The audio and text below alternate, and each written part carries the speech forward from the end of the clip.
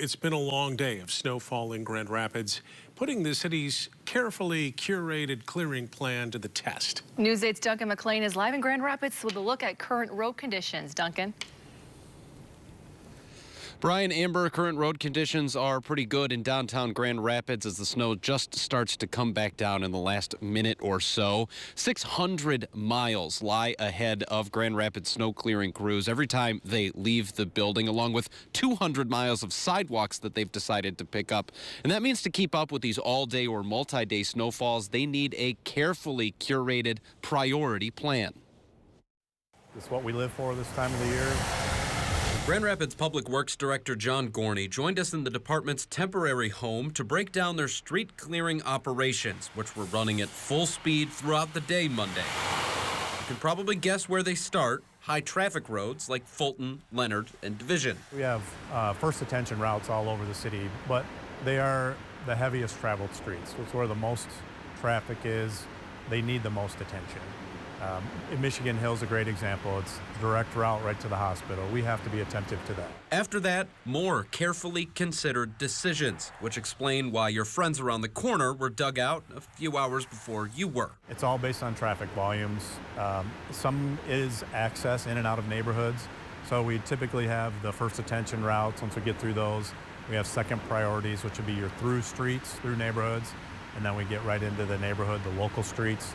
After that, we get right into cul-de-sac, dead-end streets. These DPW trucks do more than clear snow, though. Treatment of roads with salt and saline solutions are a major key to keeping the pavement showing. But they can't just spread it everywhere. High traffic stuff is going to get the salt, it's going to get the liquids. It's where most of the traffic volumes are. We can't really do that on all the streets. The budget isn't big enough for that, and it's an environmental impact.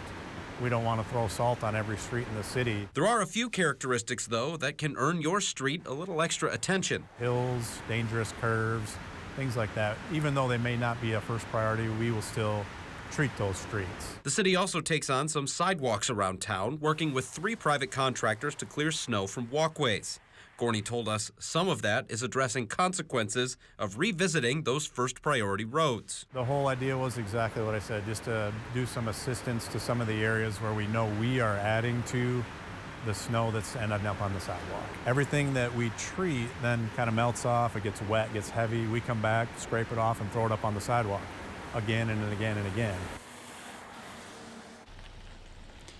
One important note about that sidewalk clearing program: if you're lucky enough to live alongside it, the state of your sidewalk in front of your home is still your responsibility, like elsewhere in the city. So if they come through and clear the snow early in the morning and it continues to come down over the course of the day, you got to bust out your shovel just like the rest of us.